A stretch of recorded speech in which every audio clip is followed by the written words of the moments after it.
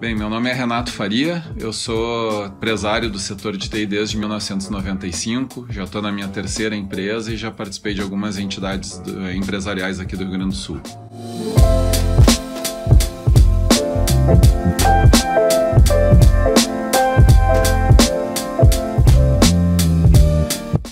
Eu sou Daniel Scherer, executivo de TI e apaixonado por tecnologia.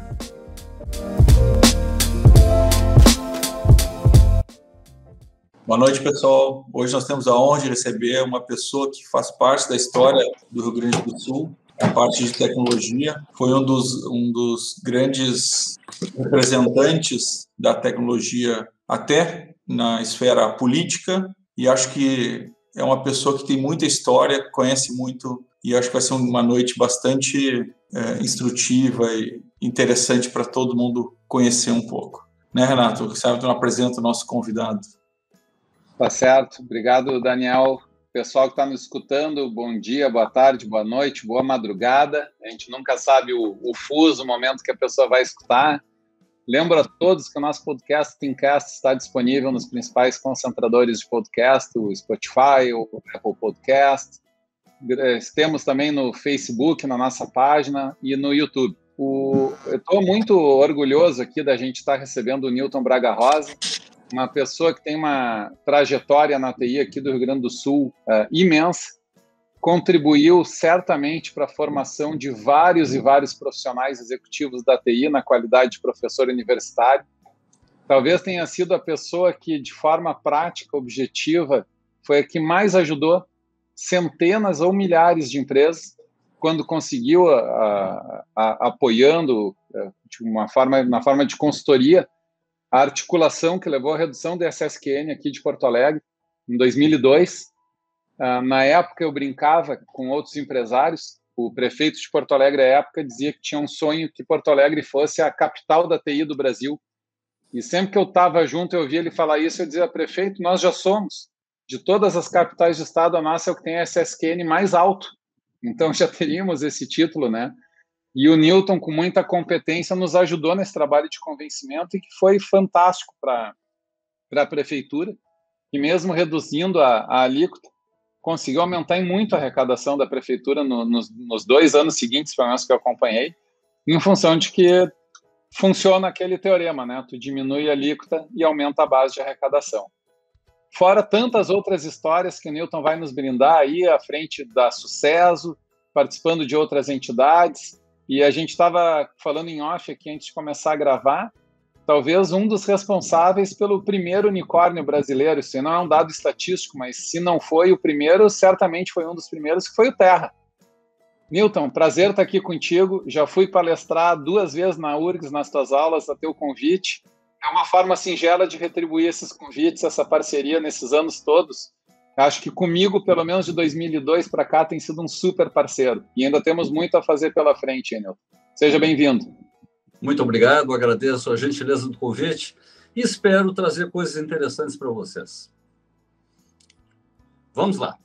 Vamos lá. Newton, conta um pouco para a gente essa história, consultor, professor universitário, vereador de Porto Alegre, secretário municipal de Porto Alegre, e tantas outras, né? Presidente de entidade. Conta um pouco para a gente a tua carreira, a tua história.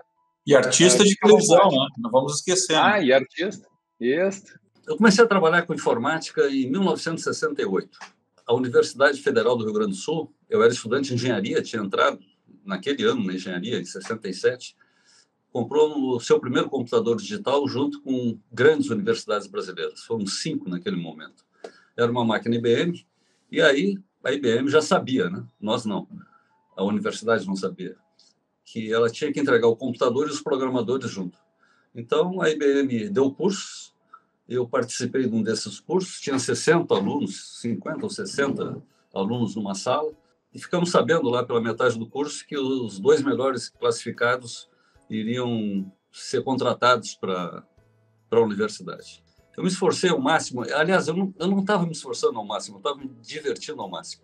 Quando, no quadro, assim, com giz ainda, né, o professor disse que o computador era uma máquina capaz de fazer aquela sequência de operações, eu joguei, puxa, esse negócio vai dar muito certo. E acabei sendo selecionado junto com o Clésio Saraiva Santos. Eu não tirei o segundo lugar, nem o primeiro. O primeiro lugar é o Clésio, uma das pessoas de raciocínio límpido mais contundentes que eu conheci. E o segundo colocado foi um médico, funcionário do pronto-socorro. Seguido, eu encontro ele ainda em Porto Alegre.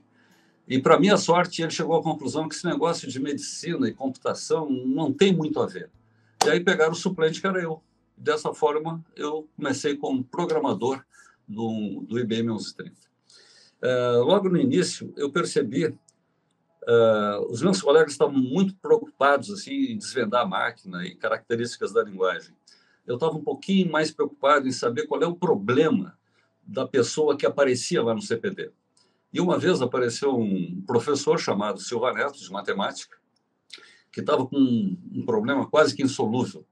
Eu não vou ter tempo aqui de explicar para vocês, nem vem o caso, mas ele tinha sido contratado para recalibrar os vagões que transportavam combustível da refinaria aqui de Canoas, a Refap. E Alberto Pasqualini, exatamente, Refap. Só que os cálculos eram feitos à mão, era uma loucura. E aí o Silva Neto, ouvindo que a universidade tinha um computador, foi lá para saber se nós poderíamos ajudá-lo. Eu vi a sequência de operações era assim, enorme, mas eram operações muito simples. Eu imediatamente cheguei à conclusão que daria para programar aquilo com toda facilidade. E o trabalho estava atrasado, porque não eram poucos, era coisa de 5 mil vagões ou 10 mil vagões, e ele tinha conseguido fazer, o prazo estava terminando, tinha feito 1/10 dos vagões, e sabia que tinha erro nos cálculos ainda que foram realizados. Bom, ele me deu 3 vagões, eu não sabia que os 3 vagões já tinham sido calculados à mão, ele me deu 3 que ele já tinha calculado para saber se o computador realmente funcionava. Quando eu vi aquela tarefa, ele me deu, sei lá, 1 semana para fazer, 2 semanas. O programa ficou pronto em 2 horas. Os 3 eu processei imediatamente. Descobri um erro, que não era do computador, obviamente, porque você sabe que na área de informática, uma vez que você acerte o programa, dificilmente ele deixa de executar as tarefas de forma correta. E aí, eu peguei a relação, porque eu tinha acesso às planilhas originais de medição de campo, e aí eu comecei a digitar aquele negócio. Ao final de 1 semana, eu já tinha colocado para dentro cerca de 1.000 vagões. E quando ele chegou lá e viu que tinha 1.000 vagões processados, ele custou para entender de que maneira aquelas coisas eram feitas nos computadores da época.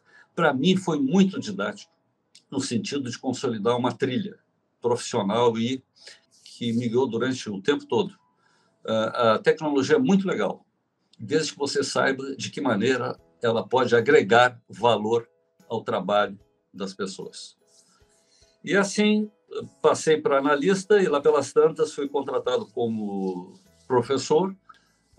Me mandaram fazer curso de mestrado no Rio de Janeiro. Lá eu aprendi que as coisas não eram... Primeiro que eu me achava o máximo. Cheguei lá para descobrir que não sabia nada. Encontrei gente do Brasil inteiro, que na época havia um único curso de pós-graduação em informática no Brasil, que tinha sido feito com um acordo da PUC do Rio com a Universidade de Waterloo, no Canadá. Então, os professores eram canadenses, etc. E, quando chega na hora da tese, como todo estudante, hoje eu participei de uma tese da área de matemática aqui, foi bem interessante. Quando chega na hora da tese, eu não tinha a mínima ideia do que eu ia fazer. Até que descobri que a Marinha brasileira tinha um problema. Eles tinham comprado os direitos de fabricar no Brasil 3 fragatas. E um dos desafios era o sistema de orientação dessas fragatas. Na época, havia um sistema de satélites que não tem nada a ver com o GPS de hoje, a não ser o fato de que ambos determinam a posição de um objeto sobre a superfície terrestre. E aí, esse sistema que se chamava Transit emitia sinais, eram 8 satélites que circulavam em órbitas polares, a baixa altitude, etc. E eu disse, isso daí vai ser uma barbada. Só que tinha que colocar isso dentro de um desafio da época, que eram os microprocessadores. A Intel tinha acabado de lançar no mercado as especificações do primeiro microprocessador do mundo. Era o Intel 4004.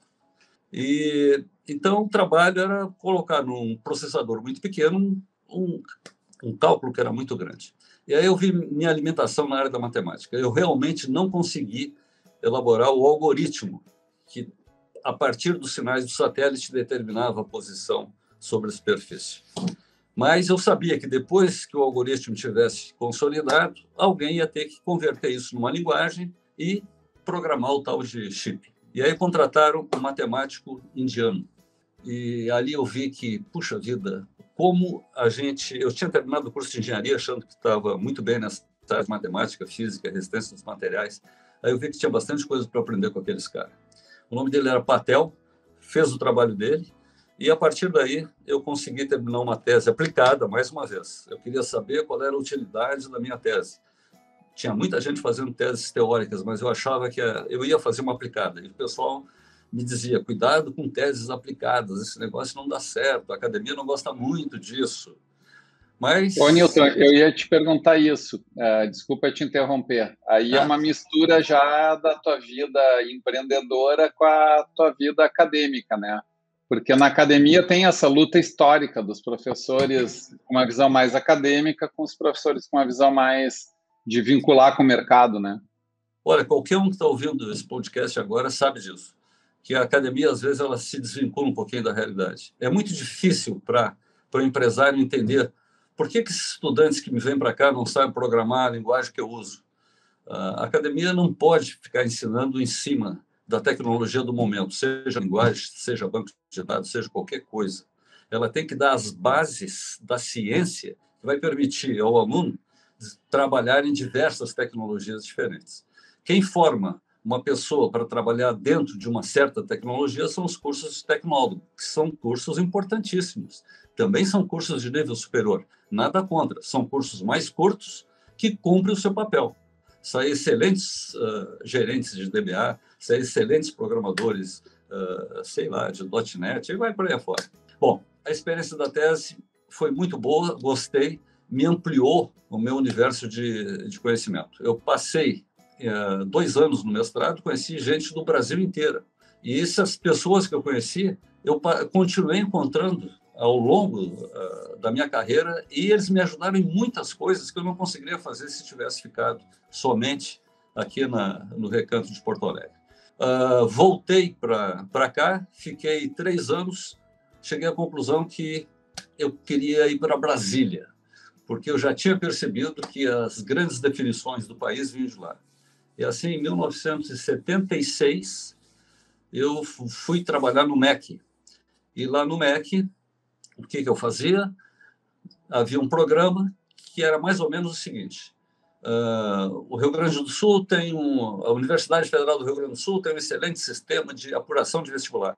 Agora, a Universidade, sei lá, do Maranhão Federal do Maranhão comprou um computador, e se tem alguém que já fez um sistema de apuração de vestibular, puxa vida, vai lá no Rio Grande do Sul e pega esse sistema, copia, porque afinal de contas eram todas irmãs, e usa, de modo que a nova instituição e o novo computador saiam produzindo imediatamente.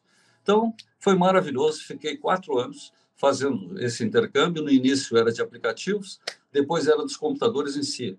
Ou seja, eu me lembro que Santa Maria recebeu dinheiro para comprar um computador, comprou um IBM 360 na época, /20 ou /40, e liberou o 1130. Esse 1130 foi colocado numa outra universidade que não tinha computador algum. Bom, eu sempre tive uma preocupação com o rede de relacionamento. Acho que competência técnica é uma coisa importante na vida de um profissional, mas o networking é fundamental. É muito difícil dizer o que é mais importante do que o outro. É a mesma coisa que ficar pensando qual é a parte mais importante do avião, se é a asa ou se é o motor. Não tem sentido. Da mesma forma que não tem sentido ficar imaginando ou tentando descobrir o que é mais importante. São 2 coisas indispensáveis para fazer um todo competitivo na vida profissional de qualquer pessoa. Competência técnica é muito legal, muito importante, essencial. Agora, rede de relacionamentos, você não precisa saber fazer tudo. Você tem que saber quem sabe fazer. E ter um bom relacionamento de modo que as pessoas confiem nas suas promessas. Isso é fundamental, porque você não consegue estabelecer contrato para tudo. A maioria dos contratos são contratos não escritos. E aí você vai formando a tua rede, enfim, de pessoas que você ajuda, que você não ajuda. E network é interessante, o Scherer, porque a gente acha que sabe fazer network. Então, várias palestras que eu dava, eu tratava de network e fazia um exercício que era mais ou menos assim, vocês vão imaginar. O auditório estava lá, aí eu dizia, vocês acham que vocês são bons de networking para conhecer pessoas novas, etc., né? Um percentual significativo levantava assim a mão, né? Aí eu fazia a segunda pergunta. Por favor, me levante a mão quem nesse auditório está sentado ao lado de alguém que você já conhecia antes. Era constrangedor, cara. É praticamente 100%. E aí eles entendiam que alguma coisa estava falhando. Porque o que adianta você sentar numa palestra que veio uma pessoa de fora para contar coisas novas, sentar ao lado de quem você já conhece? Você já sabe tudo que aquele sujeito pensa, tu sabe tudo que ele vai te falar durante a palestra. Enfim, não é um bom network. E aí, o exercício, que não fui eu que inventei, eu vi isso numa consultoria norte-americana, fazia o seguinte: bom, agora que vocês viram que vocês estão contaminados por pessoas que vocês já conheciam, podiam estar sentados ao lado de alguém que vocês nunca tinham visto, saiam todos da sala. Aí saíam todos do auditório e eu, logo em seguida, mandava eles voltarem segundo uma certa ordem, que era, eu podia ter escolhido uma ordem aleatória, mas eu precisava de um fator determinístico para evitar que as pessoas subvertessem a ordem. E aí, todos sentavam de acordo com a data de nascimento. Essa é uma boa mistura, né? Inclusive, uma boa mistura. A então, gente, por favor, os sentados em janeiro, fiquem aqui, em fevereiro, fiquem aqui. Agora, observem se vocês estão em ordem crescente. Aí começava a aparecer aquelas coincidências estatísticas que a gente sabe que deixava a plateia bem animada, né?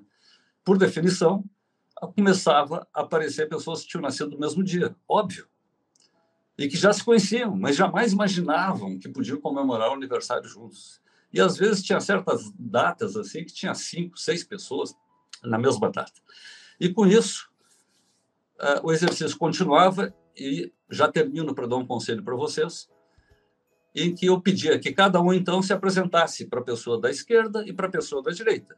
E as pessoas se apresentavam. E aí eu pedia, todos olhem para mim agora. Eu perguntava, quem ainda se lembra do nome, só o primeiro nome, das 2 pessoas que estão sentadas ao lado de vocês?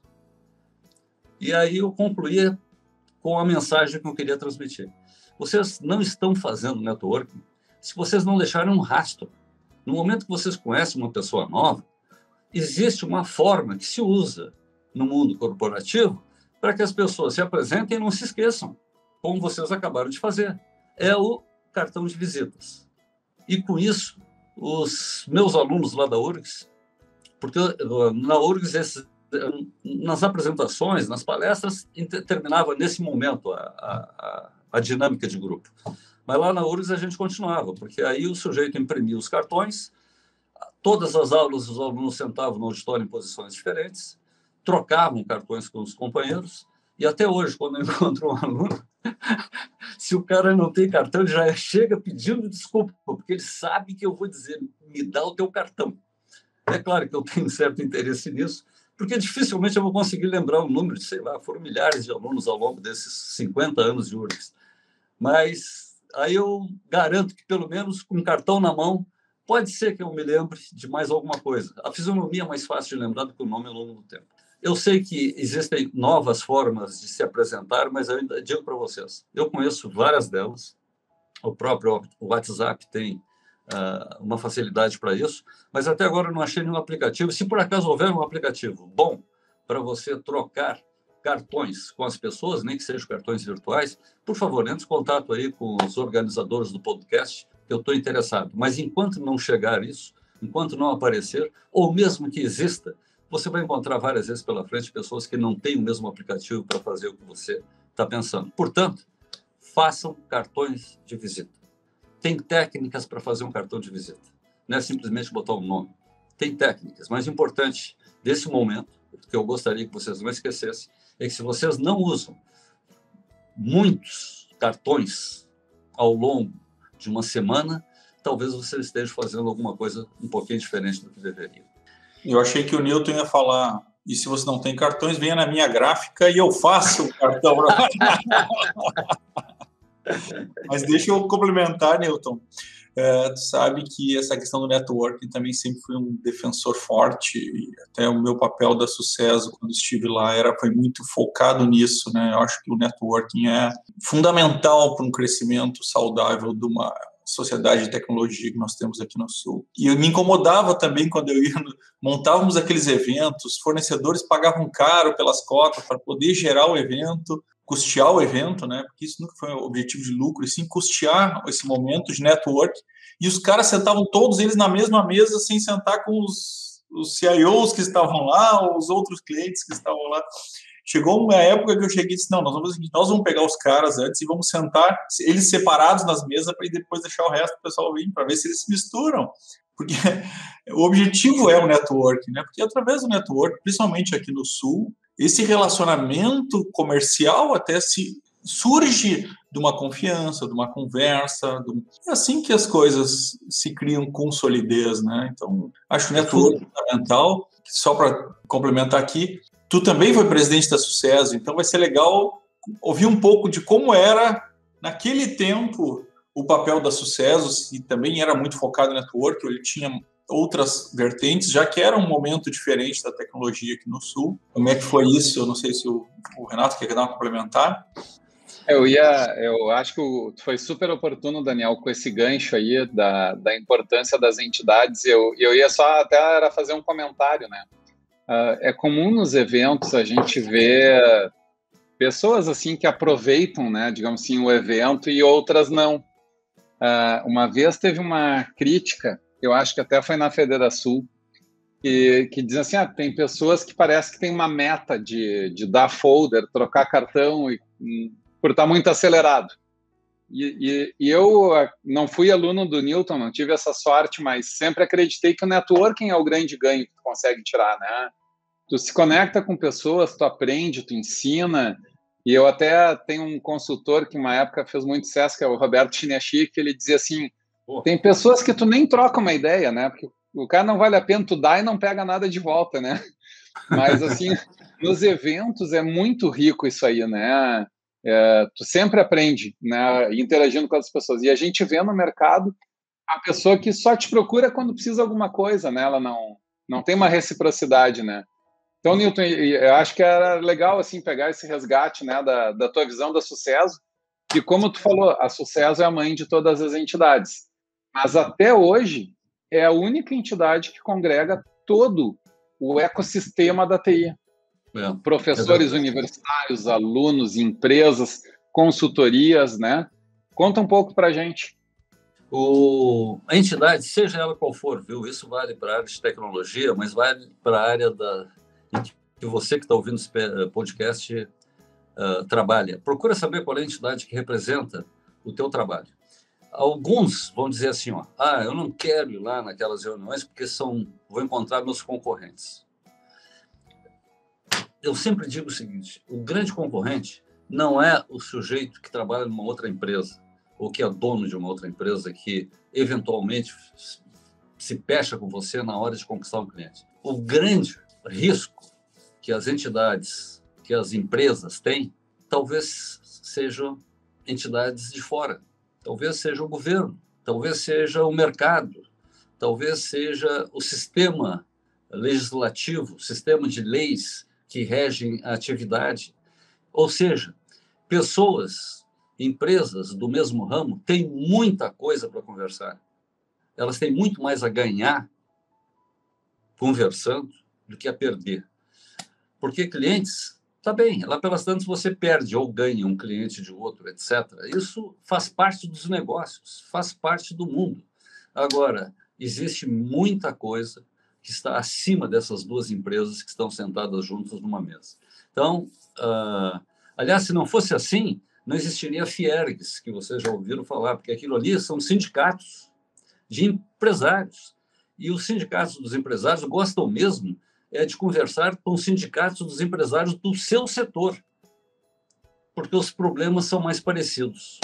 E ninguém tem dúvida a respeito da importância de uma Fiergs, de uma Federação, de uma FEComércio, que o Renato foi a pessoa importante na diretoria dessas instituições, enfim, e, sem dúvida, isso acontece com as entidades de informática, como a Sucesso, que foi citada. A Sucesso foi criada há uns 40, 50 anos atrás, e vocês podem imaginar quantos anos faz exatamente o Scherer? 45, acredito, né? Foi por volta de... Não, o César fez aniversário de 50 anos, 52 50, agora, né? É. Eu falei 50, agora fiquei em dúvida, mas foi 50 anos. Eu fui presidente lá por volta de 1984. Eu ainda era um professor acadêmico, gostava de fazer ciência, mas gostava de fazer aplicativos, sistemas de computadores que servissem, que tivessem importância para a sociedade. E que era sucesso na época? Era assim, o computador era tão novo, era uma ferramenta tão poderosa, mas muito nova na sociedade. E as pessoas tinham muita dificuldade de conseguir, com os fornecedores dos equipamentos, aquelas informações mais sensíveis que pudesse revelar antecipadamente alguma falha, alguma deficiência daquilo que elas estavam comprando. Então, a Sucesso era muito o outro lado dos fornecedores. Se reuniam na Sucesso segundo grupo, que chamavam lá grupo de usuários de máquinas IBM, grupo de usuários de máquina Univac, grupos de máquinas de usuários de máquinas Burroughs, porque havia uma quantidade muito grande de fornecedores de equipamentos naquela época. E isso tinha uma importância fundamental. Era nas reuniões da Sucesso que se trocavam essas informações a respeito de facilidades, pontos fortes, pontos fracos, ameaças e oportunidades do setor. E os fornecedores tratavam muito bem a Sucesso, porque sabiam que alguma coisa mal explicada poderia gerar um prejuízo grande. E com isso a entidade foi se firmando no mercado. Até que surgiu os microcomputadores. Lá na década de 70, surgiu a Apple, mas muito no mercado norte-americano. Foi só depois que a IBM criou o PC, o Personal Computer, em 81, é que essa coisa chegou no Brasil forte, chegou muito forte, amparado por uma lei que favorecia a fabricação de produtos por empresas nacionais. E a Sucesso teve um momento de indefinição, ou seja, se as grandes máquinas, nós sabíamos operar dentro daquele modelo que tinha grandes fornecedores, que eram uma meia dúzia, não eram muitos, e tínhamos usuários. Agora, tinham muitos fornecedores de equipamentos menores, que eram os PCs, mas tinha uma quantidade gigantesca de usuários, todos profissionais, em todos os setores, estavam começando a usar computadores. E foi aí que a Sucesso fez a primeira virada de posição. Ela pivotou, como se usa muito em empreendedorismo, esse termo, né? O que é pivotar? Você vem correndo numa certa direção, é como se você encontrasse um mastro e você usasse o mastro para você se agarra quando chega nele e o seu corpo vai e gira na direção que você está pretendendo continuar caminhando. Ou seja, você muda de direção sem parar e reiniciar a partir do zero. Então, a Sucesso pivotou e criou uma estrutura um pouco diferente, com um grupo de usuários por aplicativos. Então, hoje existiu durante muito tempo, desde aquela época, grupo de usuários Oracle, grupo de usuários de outros aplicativos de SAP, enfim. Ou seja, se antes o foco era o hardware, agora passou a ser os aplicativos. Mas essa é a história da Sucesso, e a Sucesso foi a mãe de várias outras associações. Entre elas, talvez as mais importantes, está o CEPRORGS. Por que o CEPRORGS? Porque a estrutura laboral brasileira está organizada na forma de, não só laboral, a econômica, né? Está organizada na forma de sindicatos. Então, uma determinada atividade tem o sindicato patronal e o sindicato laboral.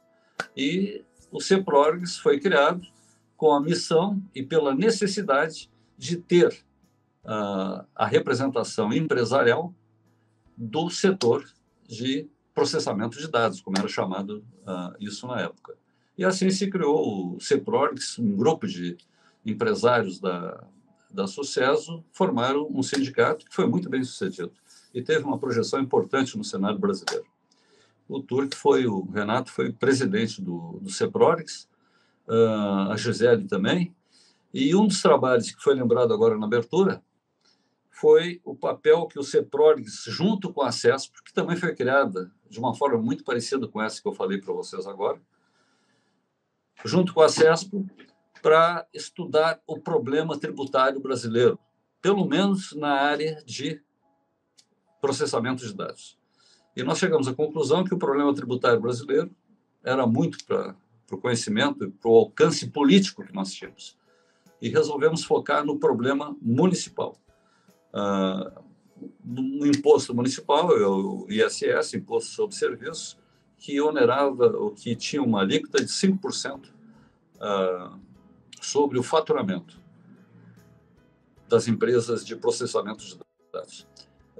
Era uma alíquota alta e Porto Alegre estava sendo fustigada por municípios no seu entorno que estavam praticando alíquotas menores. Um deles era São Leopoldo, que tinha criado um polo tecnológico, eles chamavam de polo de informática. Esse polo de informática foi formado por 9 empresas. Eram as 9 empresas maiores da CESP, comandadas pelo Carrara e pelo Zig. O Zig era de São Leopoldo, e aí ele convenceu o prefeito de São Leopoldo que a informática era o futuro. E para o prefeito de São Leopoldo, informática era o futuro, isso ele já sabia. Mas o Zig foi esperto. Teve uma reunião, que o Zig se lembra, eu fiz um trabalho sobre isso em 2015, agora ali em São Leopoldo, em que eu resgatei essa história. São Leopoldo tinha tido uma excelente experiência com o polo industrial de São Leopoldo. Existe o polo industrial de São Leopoldo, tem o polo industrial de Gravataí, enfim, os municípios. Teve uma época que os municípios estavam se organizando na forma de polos. O que é um polo? Você pega uma determinada cadeia produtiva, pega 3 ou 4 etapas importantes dessa cadeia produtiva e bota no mesmo espaço físico. Ou seja, o meu fornecedor é o vizinho do pavilhão do lado. Eu faço uma parte da construção de um determinado produto e vendo esse produto que não está acabado ainda para o usuário final, para o outro pavilhão à minha direita, que é o sujeito que vai dar acabamento e vai deixar aquilo prontinho para ser embalado e colocado nas lojas de varejo, de eletrônica, enfim, daquilo que for. E o prefeito de São Leopoldo se lembrava ainda da história bem-sucedida do polo, que tem lá até hoje, um polo importante.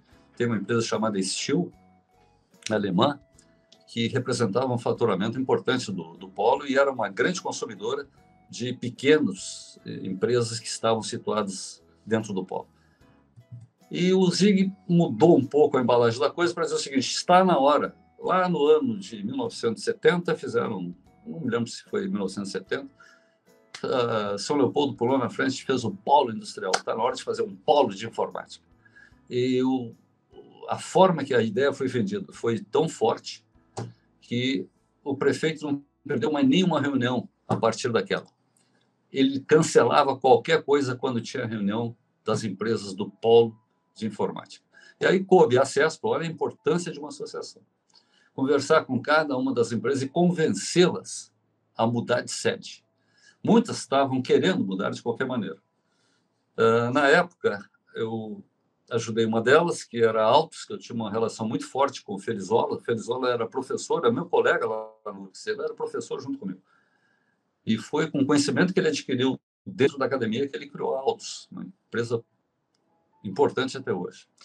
E aí, no caso da Altos, foi uma barbada. O meu parecer foi meia folha, porque o aluguel que eles estavam pagando na rua Santos Dumont, em Porto Alegre, num prédio velho que estava sendo adaptado a toda hora, mas nunca ficava do jeito que devia ser, de repente, eles iam ganhar um terreno e um financiamento do Banrisul, cuja prestação do financiamento para construir a sede nova era inferior ao aluguel que ele pagava na Santos Dumont.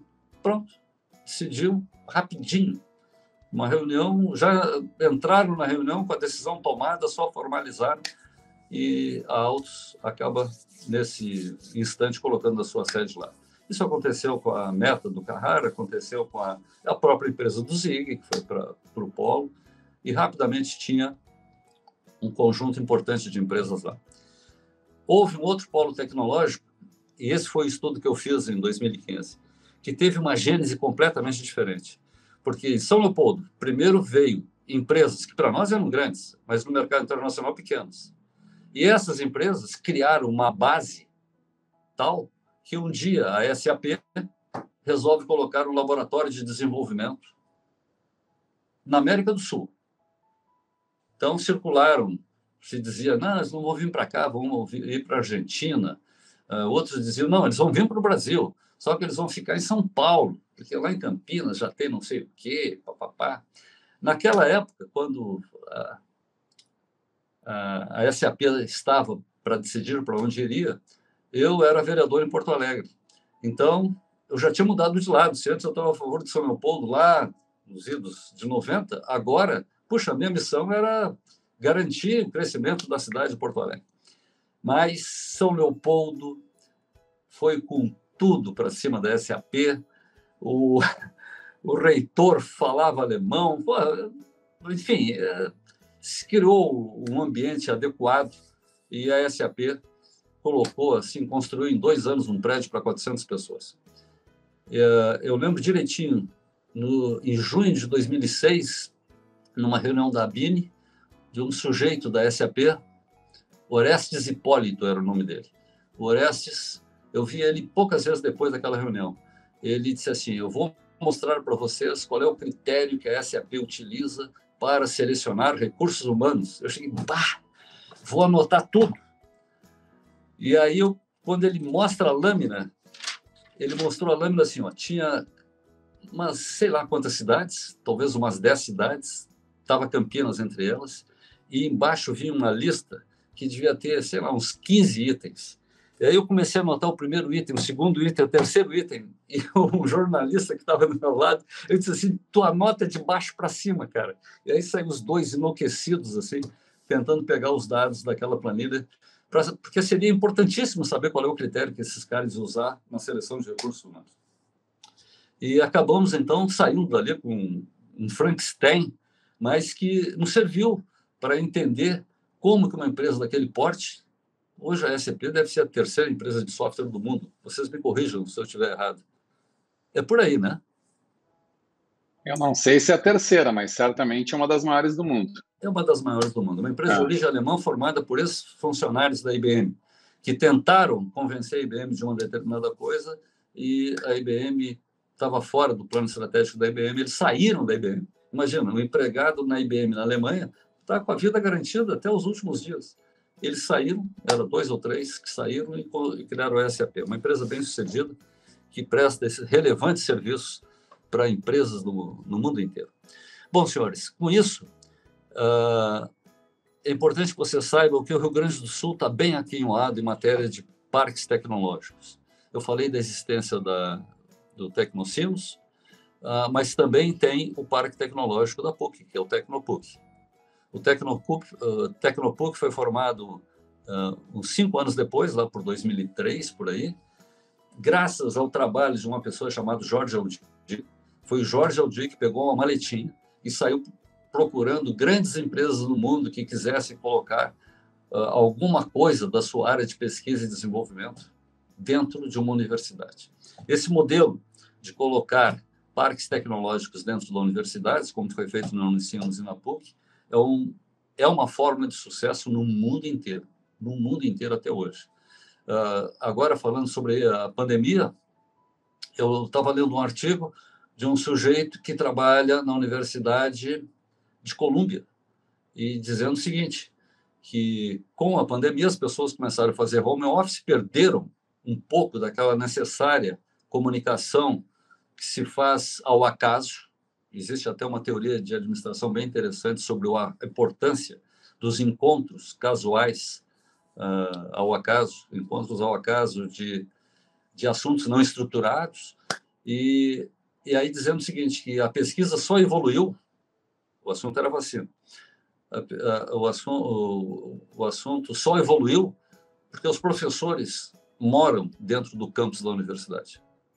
Então, no meio da pandemia, tinha um conjunto de pessoas que sempre trabalharam junto daquelas maneiras e continuaram trabalhando. Eu achei bem interessante. E Colômbia fica numa área valorizadíssima de Nova York. Mas lá tem um centro de pesquisa importante. Ou seja, e junto com o centro de pesquisa tem empresas que industrializam o produto daquelas pesquisas. Muitas pesquisas são financiadas por essas empresas, ou outras fora do campus. Mas a proximidade de uma empresa com a inteligência acadêmica talvez cumpra aquela ponte que falta, Renato, nós falamos no início, né? Que a academia muitas vezes não entende muito o problema da empresa e a empresa não entende muito o problema da academia. Então, sim, essa aproximação que aconteceu aqui no Rio Grande do Sul me dá assim, a tranquilidade de dizer para vocês que nós estamos bem aqui em Oatos. Santa Catarina fez um trabalho e continua fazendo um trabalho muito relevante, muito relevante. Eu não gostaria de comparar os dois estados, mas tenho que admitir que Santa Catarina deu passos importantíssimos na definição de um modelo próprio. Nilton, me permite pegar um gancho aqui. Tem uma coisa que tu colocou agora que eu acho muito valiosa, né? Se a gente pegar década de 80 e 90, não que isso não ocorra hoje, mas as universidades daqui foram um celeiro de formação de pessoas muito empreendedoras. Né? A indústria eletroeletrônica do Rio Grande do Sul saiu das universidades. A maioria dos empreendedores eram ou alunos de graduação, mestrado, mas boa parte professores que foram empreender. Né? Talvez nesse período de anos 80 e 90, por todo um contexto que se tinha, surgiram várias empresas, tanto de hardware quanto de software aqui no Rio Grande do Sul, que fizeram sucesso nacional e internacional. Né? E aí eu queria pegar o gancho, né, quando citou isso, porque eu acho que uma dessas empresas, e que foi o que eu coloquei no início lá, a motivação, que foi um dos primeiros unicórnios do Brasil, foi o Terra, que tem muito a ver com isso, né? O Terra tinha muito envolvimento dos executivos do Terra com a universidade. E tu acompanhou de dentro essa história, né, do Terra. Conta um pouco para a gente no TecNet, ZAS, Terra, Telefônica. Nos conta um pouquinho desse capítulo do empreendedorismo gaúcho aí. Ótimo. Você está certo quando diz que muitas empresas da época foram formadas por professores das universidades, e foram. A Digitel é uma delas, foi formada pelo Geme, que era professor da universidade, pelo Gilberto, que era colega do Geme, e por um professor chamado Jürgen. O Jürgen, ele tinha desenvolvido um modem para Parques. A Parques era uma empresa de eletrônica que vendia também alarme bancário. Ou seja, a Parques tinha desenvolvido uma tecnologia. O Paulo Renato Ketzer de Souza, que era o dono da empresa, que também era professor lá da URGS. O Paulo tinha desenvolvido uma tecnologia... Falecido há poucos anos, né? Falecido há poucos anos. Poucos anos. Puxa vida, deu contribuições importantes até a véspera da sua morte. Fez falta o Paulo depois. Então, o Paulo, o que ele fez? Ele conseguia fazer a multiplexação de um sinal de uma linha telefônica, ele conseguia transmitir ao mesmo tempo, sem interromper a conversação, um sinal de alarme. Imagine, os bancos lá nos anos 70, etc., tinham um telefone, 2, se a agência fosse muito importante, talvez 3. Mas como fazer com que um alarme pudesse usar a linha telefônica? Porque antes do Paulo, a linha telefônica era botar um fio novo no poste e levar isso até a delegacia de polícia. E todos sabiam qual era o fio do alarme, ou seja, segurança zero. Então, e o alarme tocava caso a linha telefônica fosse cortada. Enfim, ele botou uma tecnologia fantástica. Só que quando surge a comunicação digital, o Paulo não tinha gente para fazer o modem digital. E foi aí que o professor Jürgen, que ensinava essa disciplina de transmissão de dados, ofereceu serviços da universidade para desenvolver a tecnologia para a Parques. A Parques comprou a tecnologia do modem de 1.200 bits por segundo, que na época era uma velocidade estonteante. Quando o Jürgen disse: seu Paulo, eu estou agora com o modem com o dobro da velocidade. Aí o Paulo disse: puxa vida, está vendendo tão bem um modem de 1.200, é muito mais velocidade que a gente precisa. agora não. E aí o Jürgen resolve ele fazer a própria empresa. E o Jürgen começou a Digitel. Lá pelas tantas, o Jürgen sai da Digitel e cria a STI, ou seja, que também fabrica modems de uma escala importante. Teve um momento que o professor Jürgen era o pai de mais ou menos 70% do mercado de modems no Brasil. E a história é mais ou menos assim que eu falei para vocês agora. Dentro desse ambiente, surge empresas de software. A Nutec foi um caso bem interessante. A Nutec ela foi formada a partir da iniciativa de dois caras, Marcelo Lacerda e o Sérgio Preto. Marcelo trabalhava na época na Aeroeletrônica, que tinha ganho uma concorrência para fabricar partes do primeiro avião caça brasileiro com tecnologia italiana. E o Marcelo, nas horas vagas, começou a escrever código de um editor de texto para máquinas Unix, uma coisa assim que era meio sem pé nem cabeça. Ele tinha muita dificuldade para explicar o que ele estava fazendo quando chegava em casa. Mas o Marcelo acabou escrevendo e terminando esse aplicativo. E o Sérgio Preto, que trabalhava na Edisa, chegou à seguinte conclusão: vou apresentar esses dois caras. De que maneira? A Edisa fabricava um computador baseado numa pastilha da Motorola, que era o M68.000, e usava um sistema operacional Unix. E a venda da Edisa funcionava do jeito que a gente imagina como se vende computadores. O cara chegava numa empresa que tinha uma demanda, tinha necessidade de fazer um processamento maior, mais rápido, precisava de uma máquina mais poderosa. Só que, quando o vendedor da Edisa vendia, nada acontecia nos próximos 6 meses. Nada de solução do problema do cliente. Por quê? Porque ele tinha que desenvolver o sistema para colocar naquela máquina maior. Os sistemas que ele tinha foram escritos para computadores menores. Eu estou simplificando, por favor. O pessoal da área me perdoe nesse instante, porque senão eu não consigo contar a história inteira. Bom, então, um dia, eu não sei exatamente se foi o Sérgio, se foi o Marcelo, disse assim: olha, nós temos uma solução para quê? Para quê? Bom, e algumas vendas eram perdidas por causa disso. O sujeito comprava, pagava, ou se comprometia a pagar, não importa. Assumiu o compromisso de pagar. E aí, 6 meses depois, a empresa estava precisando daquele dinheiro para outra coisa, o computador não fazia nada. Puxa vida, isso era péssimo. Nós temos desenvolvido um software que a empresa precisa para o dia seguinte que a máquina for instalada. O que era? Era um editor de texto e um correio eletrônico. Como assim? O que era uma máquina Unix? Era um processador com 200 terminais conectados a ele num protocolo TCP/IP qualquer lá.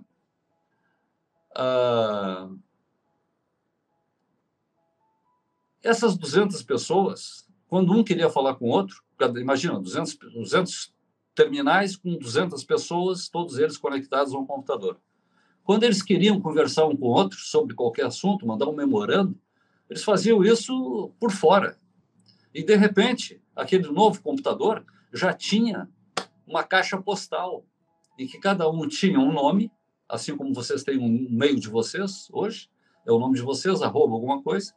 Era algo semelhante, mas permitia que os terminais e as pessoas se comunicassem entre si. Bom, ou seja, a máquina Unix que era instalada começava a prestar um serviço inédito, na maioria das vezes, que surpreendia e conquistava o cliente, agregava valor. E aí surge a Nutec. Eu conheci a Nutec dentro do Badesul, que eu dava consultoria. Lá se comprou um computador Edisa e veio os softwares que eu acabo de falar, com um manualzinho muito bem escrito. Na caixa que vinha o manual da Nutec, vinha um manual também da SCO, era Santa Cruz Operation.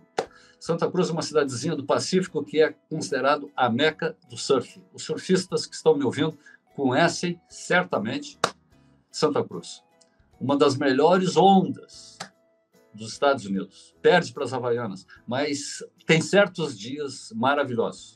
Bom, o que era a SCO Operation? Era o sistema operacional Unix, que a Edisa tinha acordo. Ou seja, durante o início da vida da Nutec, talvez pouca gente saiba o que eu vou dizer agora, 98% do faturamento era para um único cliente, o que representava duas coisas. Muito bom porque temos um cliente garantido. Muito ruim porque nós só temos um cliente. Só que esse casamento durou muito tempo, suficiente para que a Nutec adquirisse uma imagem no mercado e uma consistência financeira de certo porte. Eu conheci a Nutec através do Marcelo, porque o professor Carlos Arthur Lang de Lisboa, nós estávamos voltando de um voo, sei lá de onde, talvez São Paulo, talvez de Brasília, e sentamos lado a lado por acaso. Cada um fez a sua reserva, mas sentamos lado a lado na volta. E aí eu disse para o Lisboa, estou com um problema. Amanhã é dia da disciplina, que era sexta-feira, e já era uma quarta-feira, e eu não tenho um empresário para apresentar o case que eu gostaria que os alunos estudassem na sexta-feira. Aliás, eu não tenho, a pessoa que eu tinha imaginado não vai poder ir, etc. Aí o Lisboa disse assim, convida o cara da Nutec. Quem? Marcelo Lacerda. Convidei o Marcelo. Na sexta-feira, 7h30 da manhã, que as aulas começavam nesse horário, o Marcelo não chegou. Meu Deus, o cara se perdeu aqui dentro do campo. Esperamos. Às 8h30, reuni os alunos e disse, gente, não deu. Isso vai acontecer 2 vezes durante o semestre. Estatisticamente sempre foi assim. Dessa vez foi hoje. E vamos embora. Quando nós estamos descendo a escadaria da Escola de Engenharia Velha, que as aulas eram ali na frente da Praça Argentina, tinha um cara esbaforido lá embaixo, que eu digo, só pode ser ele. Tu é o Marcelo? Tu é o Nilton? Aí os alunos todos na escadaria, loucos para ir embora, e vem aquele momento. E agora, o que a gente faz? Voltamos para a sala de aula ou vocês estão dispensados? Olha, os alunos foram contrariados de volta para a grande maioria. É claro, tinha alguns que estavam afim. Só que a apresentação do Marcelo foi considerada a melhor do semestre. E aí o Marcelo olha para mim e diz assim, eu ouvi falar que tu está fazendo projetos para captação de recursos. Era uma coisa nova aqui no Estado e no Brasil. É isso que a gente sabe que existe hoje, que existem empresários que investem em empresas de tecnologia, etc. E eu fazia alguma coisa numa escala muito artesanal, ajudado por um sujeito chamado Clóvis Moirer, que acabou sendo presidente da CRP, Companhia Rio Grandense de Participações, a mais antiga empresa de participações do Brasil, até pouco tempo. E deve, aliás, se até pouco tempo atrás era, continua sendo. Então, fizemos o estudo da Nutec e fizemos um plano de negócio para captar. A Nutec faturava $350 mil por ano naquela época. Aliás, a Nutec faturava quase $400 mil por ano, era menos, era 390 por aí. E nós conseguimos investidores para aportar $360 mil na Nutec. E foi assim que a Nutec teve uma das primeiras empresas de tecnologia do Brasil a ter uma injeção de capital de risco. E essa injeção de capital foi decisiva na vida da empresa, ninguém tem dúvida sobre isso. Nós estamos no ano de 1991. E aí, eles gentilmente me ofereceram uma participação na empresa. Eu virei sócio da Nutec. Colocamos uma filial nos Estados Unidos, porque nós queríamos fazer um terminal,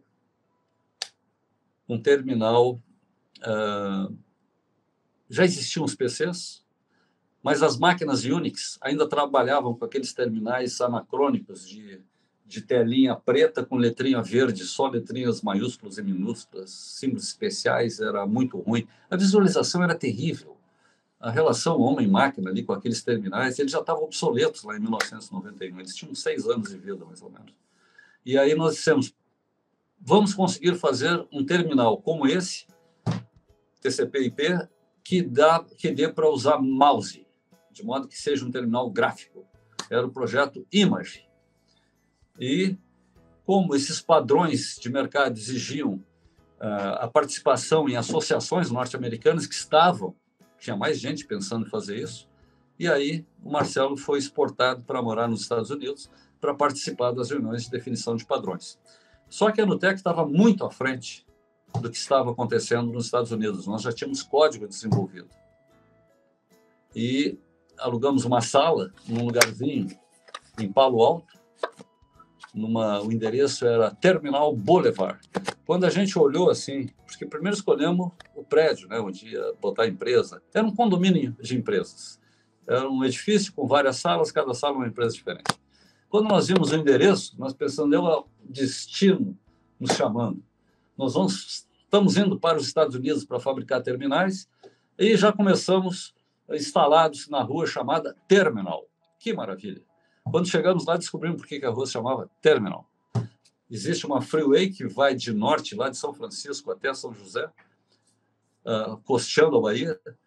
Essa freeway tem, sei lá, 4 vias de cada lado, 6 vias, é daquelas coisas gigantescas. E a Terminal tinha esse nome porque a rua chegava na tal de freeway e não tinha saída, só isso.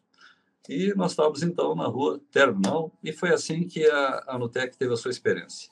Lá, alguns anos depois, a Nutec estava numa situação muito difícil, porque o mercado tinha mudado, as máquinas Unix já tinham perdido para os PCs organizados em rede, padrão Ethernet.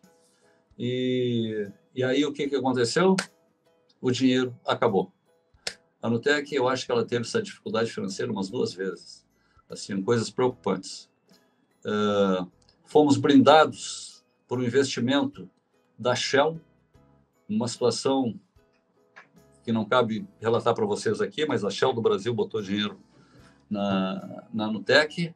A gente falava a Santa Shell lá dentro, né? Os caras chegaram na hora exata, gente, na hora exata. Então, estou dizendo com isso para vocês o seguinte: nem sempre uma trajetória de sucesso é uma trajetória monotônica, que você só cresce. Não, não é assim. A coisa vai muito bem, depois vai muito mal. E tem que saber resistir ao empuxo do vale, o vale da morte. Putz, você está muito abaixo do ponto de equilíbrio. Aí tem que fazer alguma coisa para se virar e reverter a jogada. Mas foi isso que a empresa acabou fazendo, porque lá em 94, o Paulo Castro, que tinha sido meu aluno, um cara brilhante, mas o Bandeira, tinha um grupinho muito, muito seleto, o Alexandre Goidanês. Eu estou me lembrando de alguns, estou cometendo injustiças terríveis, mas são os que me apareceram na mente agora, nesse instante. E, obviamente, com a genialidade do Sérgio Preto.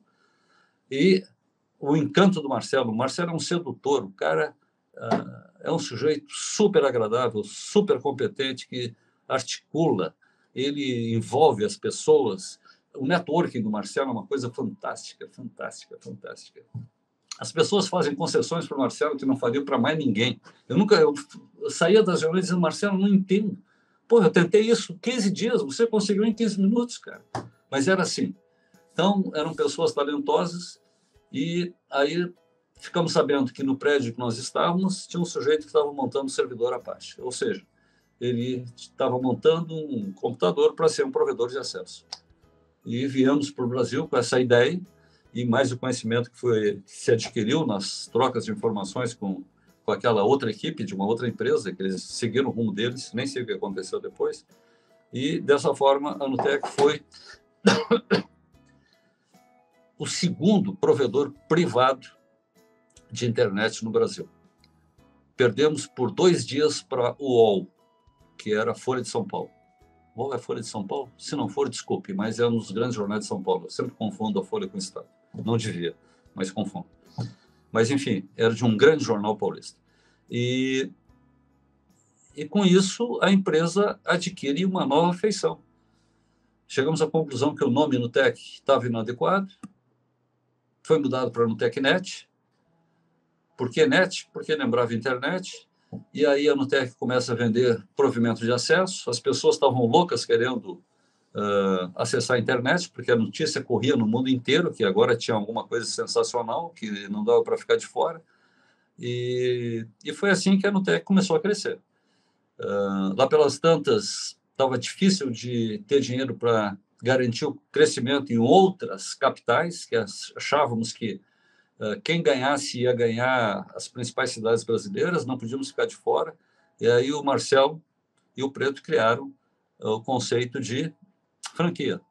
Então, como entramos, sei lá, em Salvador, por exemplo, talvez Salvador não, mas é uma das cidades prováveis, que eu não lembro com detalhes na época. Tinha lá um sujeito que queria oferecer provimento de acesso à internet, conhecia um pouco da coisa, mas tinha oportunidade, então, de assumir ou comprar uma franquia de uma empresa do Sul que já tinha, sei lá, tinha 15 mil, imagina, né? Tinha 10, 15 mil usuários, que era muito para os padrões da época. E logo em seguida a Anutec cobrava por isso, enfim, e aí entrou num processo de um círculo virtuoso. Nesse momento, aí já estávamos em 1995, por aí, 96, a RBS, que é uma empresa de comunicação, viu que nos Estados Unidos, em outros países do mundo, mas principalmente nos Estados Unidos, as empresas de comunicação estavam, sim, virando provedores de acesso, porque viam na internet, mas na época era muito difícil de perceber com clareza, é isso que eu vou dizer para vocês agora. Se via que a internet ia substituir as mídias tradicionais de jornal, rádio e televisão, o que parecia um absurdo. Mas a RBS entendeu que não era tão absurdo assim. As coisas iam mudar. Tinha duas opções da empresa, a RBS. Ou comprava alguém que já fazia provimento de acesso, ou construía a partir do zero. E, mais uma vez, eu lembro do Marcelo Preto, eu participei dessa negociação, conhecia o Mota, que era diretor, foi a pessoa com quem eu negociava. Era o Mota, qual era o primeiro nome do Mota? Ele virou deputado federal depois. Desculpe, Mota. Afonso Mota. Afonso Mota, muito obrigado. Muito obrigado. Afonso Mota, mais a Silvia de Jesus, enfim, teve algumas pessoas da RBS que abraçaram a ideia e a Anutec vendeu parte das suas ações para a RBS. Mais uma vez muda o nome, agora já não era mais Nutecnet, ia ser ZAS. Isso foi o departamento de marketing lá da RBS que decidiu. E o ZAS durou uns 3, 4 anos, até que houve a desregulação do sistema de telefonia no Brasil.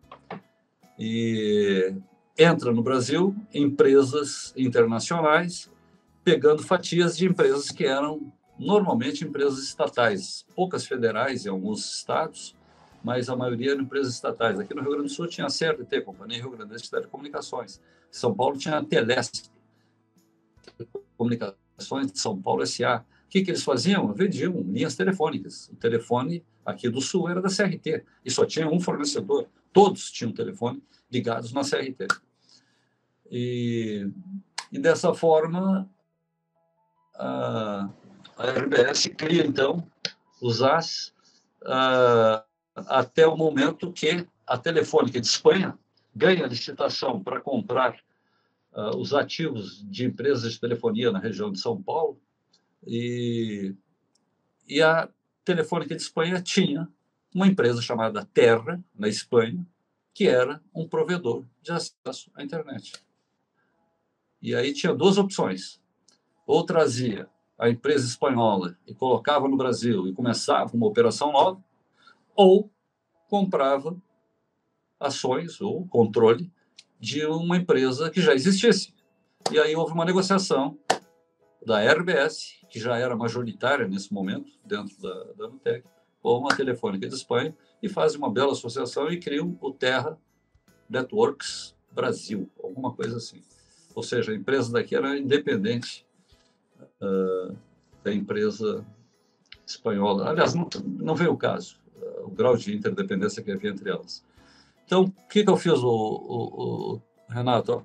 Eu tenho pedido uma rápida passagem histórica dessas etapas de uma empresa que começou muito pequena pela vontade de 2 empreendedores meritórios, mais uma equipe fantástica, porque a empresa tinha charme para conseguir atrair talentos, e mais alguns lances ousados, como ir para os Estados Unidos. Se não tivesse ido para os Estados Unidos, fazer alguma coisa que não deu certo, que foi o Terminal Image, Foi um fracasso total esse produto.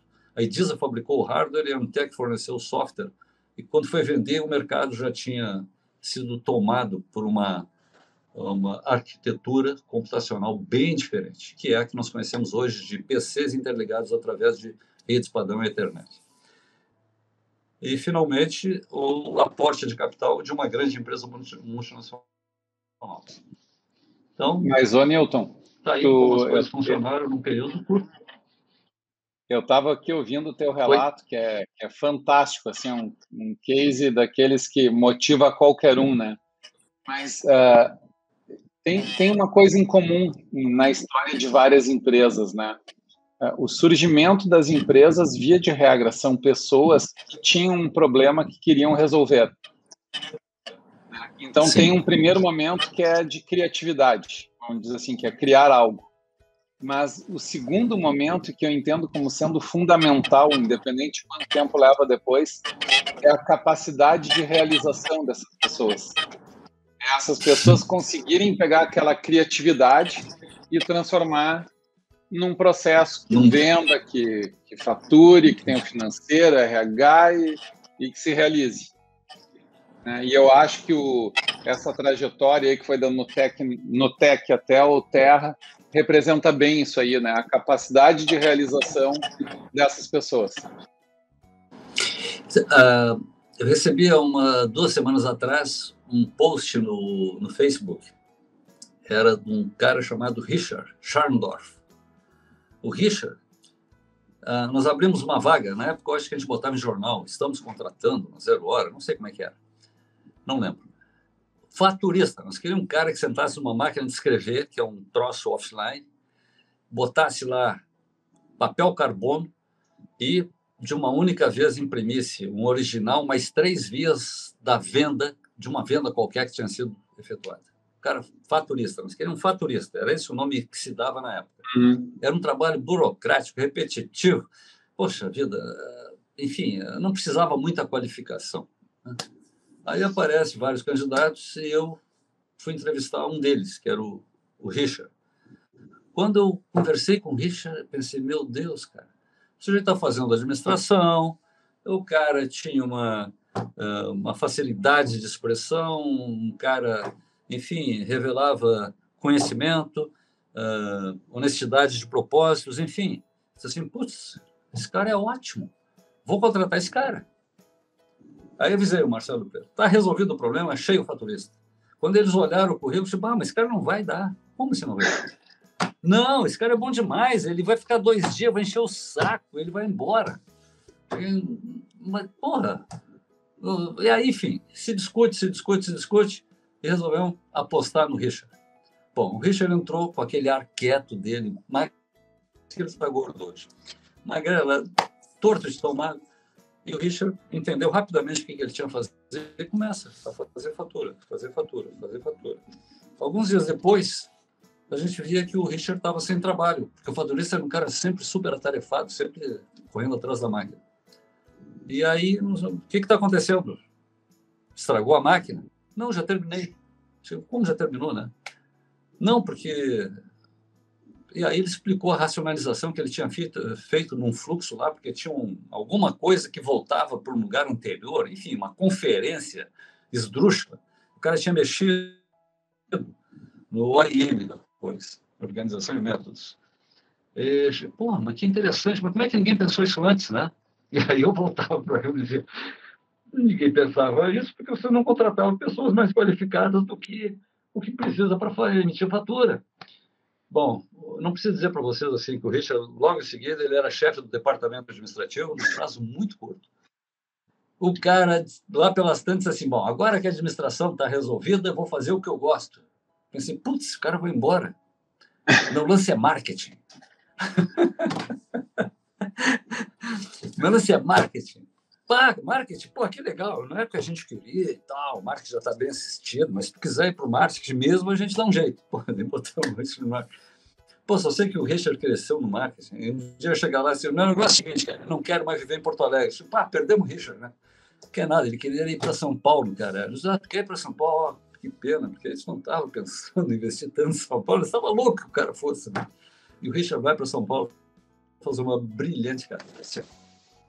Então, agora ele me passou o posto porque o filho dele tinha se formado em Direito e ele estava muito contente.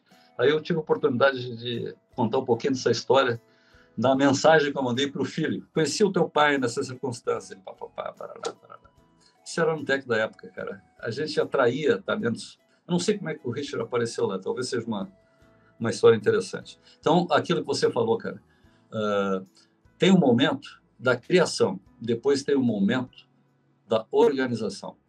Eu digo assim, o empreendedor, o cara que tem a ideia, talvez não seja o cara correto para fazer o crescimento do negócio. Muitas vezes não é. Criar um negócio é uma coisa, fazê-lo crescer é outra. O que havia ali no TEC é o seguinte, que o processo de criação nunca parou. Então, aquelas pessoas que criaram no TEC estavam sempre criando, em cima de novas tecnologias, coisas novas. Então, foi o papel desempenhado pelos 2 fundadores e mais aquela equipe técnica super capacitada que havia. Mas pessoas como o Richard, que foram contratadas depois, foram pessoas que ajudaram a empresa a crescer. Porque eu tinha feito um estudo para a CESPA, em que eu cheguei a várias conclusões na época. Inclusive, eu achei, cara, esses dias, um exemplar. Olha, juro que eu não me programei, está aqui. Perfil RS 98, é isso? 98. Isso é. Bom, o que é isso aqui, então? Perfil empresarial, tecnológico, empreendedor e mercadológico. Ou foi uma... Os cupins pegaram tudo. Tá muito estranho, mas é o que eu tenho. Nós chegamos à seguinte conclusão, que as empresas tinham uma dificuldade enorme de crescer depois de $1 milhão de faturamento anual. As empresas vinham, chegavam a 1 milhão, paft, ou estagnava ou caía. E aí, por que isso acontecia? Tinha várias hipóteses. Primeiro, tecnologia. Mudou a tecnologia, a empresa, que era muito boa na tecnologia anterior, não conseguiu dar o salto para a seguinte. Segunda hipótese, mercado. Havia um mercado e, por alguma razão, esse mercado sumiu, mudou. Então, a empresa não consegue faturar mais ao longo do tempo. A razão real, e foi constatado, não nesse estudo, porque esse estudo foi só um diagnóstico, depois se fez o outro para saber o porquê do diagnóstico que foi levantado aqui, que o problema era colapso administrativo. A empresa começava a crescer e tropeçava nos próprios pés. Ou seja, eu dei um exemplo do setor de faturamento, de botar uma pessoa mais qualificada do que o aparentemente necessário para aquilo, mas ali ela pôde ter uma ideia de o que era a administração da empresa. Então, a Nutec teve uma administração lubrificada, teve um marketing competente, teve setor de desenvolvimento, setor de manutenção de produtos. Muitas histórias interessantes, mas confirmando o que você disse. Uma empresa tem que fechar. Para os meus alunos, eu sempre digo, o mais importante de um banquinho de 3 pés é que os 3 sejam do mesmo tamanho. Pode ser um banquinho mais alto ou mais baixo, mas tem que ser do mesmo tamanho. Ou seja, a competência de vocês vai ser limitada pelo pé mais frágil. Pensem nisso, etc. Era uma das coisas que a gente abordava nas disciplinas. Era os cases que se... Diga. Muito bom, Newton. Eu adorei essa... Prometo que quando eu repetir eu vou citar a fonte, tá? Adorei essa analogia do banco de 3 pés. Mas, Newton, queria te agradecer muito. A gente tem uma questão de horário aqui, que a gente já está chegando no nosso limite. Te dizer que foi fantástico assim, reviver todos esses momentos. Não deixa de ser um resgate aí do que nos trouxe todos até aqui. E certamente é um alicerce pelo que vem pela frente aí. E acho que essa visão empresarial, esse histórico do Terra, o Terra teve muito participação no ineditismo. Eu comento para alguns amigos, eu sou conhecido do Goidaniche, né? Hoje quase todo mundo tem Netflix ou algo similar. O Terra teve o Terra TV, muito antes do Netflix. É verdade. O Spotify, o Terra teve o Terra Músicas, muito antes do Spotify. Talvez o erro do Terra tenha sido chegar cedo demais no mercado que não estava preparado ainda para consumir esses produtos. Mas, inegavelmente, se é que dá para chamar de erro, porque o sucesso do Terra, até hoje, ainda é um portal com milhões e milhões de acessos, né? Mas certamente eu vejo o Terra, além do sucesso empresarial que teve, como uma escola de formação de excelentes executivos que saíram do Terra e estão no mercado até hoje, né? Ah, sim. A Lonise, por exemplo, tem vários. Então, Newton, muito obrigado aí pelo teu tempo. Daniel. Me lembro do chat até do Terra, né? Mexeu com muitas das juventudes. Mas... Lembra de quê? Do chat? Sim. Substituiu o Teleamigos. As coisas do meu tempo. Não, o que me assusta em toda essa conversa do Newton é que eu vivi quase tudo isso. Putz, tô velho demais. Cara, ninguém me ganha. Eu sou o mais velho que está em circulação por aí. Eu só não falo muito para o Covid não me achar. Foi uma história realmente comentando e eu vou lembrando da história. É muito, muito legal mesmo reviver isso tudo. Foi um grande prazer ouvir essa história. Obrigado, Gil. Muito obrigado pela gentileza do convite. Desculpe se eu falei 5 minutos além do horário previsto, mas vocês me deram uma oportunidade de refletir a respeito de coisas que eu não tinha pensado, algumas delas eu não pensava há décadas. Então, agradeço a gentileza do convite, espero que o nosso público goste desse depoimento e não esqueçam, façam cartão de visita, porque networking é fundamental. Muito bom. Isso aí. Ótima dica para a gente terminar e nos vemos aí no próximo podcast, né, Renato? Isso aí. Newton, obrigado pela tua participação, pelo teu tempo, por esse resgate que tu fez. Daniel, obrigado à parceria, obrigado aos nossos ouvintes aí. Até o próximo episódio. Valeu! Bom.